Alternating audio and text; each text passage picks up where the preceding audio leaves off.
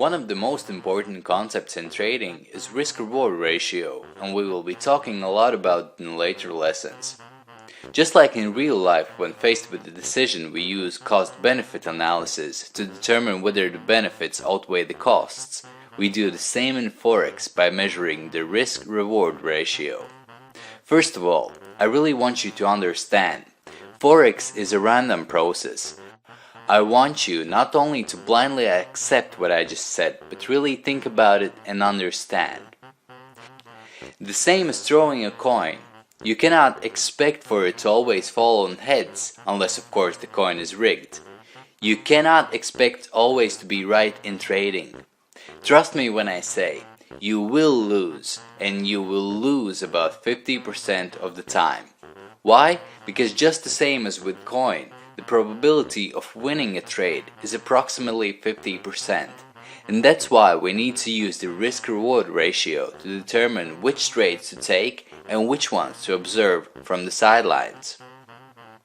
A general rule is to never enter a trade where you are risking more money than you can potentially gain. Take a look.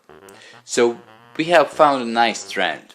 Prices making higher highs and higher lows. The price has just hit a rising trend line and we are thinking to enter the market.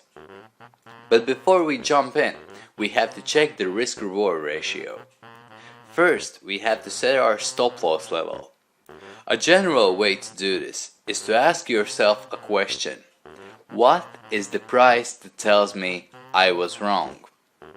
Usually, it will be couple of pips to couple tens of pips below or above the recent swing high or the recent swing low.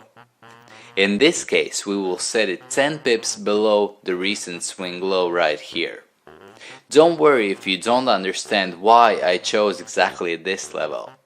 We will look at hundreds of different examples in the sessions to come. So, if we buy here and we set our stop loss here, we're risking 50 pips. Now, we need to look for the level to take profit. As we discovered a couple of lessons before, there are certain price levels that makes the price stop and reverse. That's right, we have to look for the next resistance level to determine where to take profit.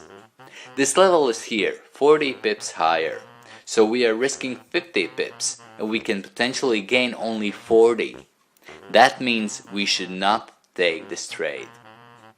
I always try to look for trades which give me at least 1 to 1.5 risk to reward ratio.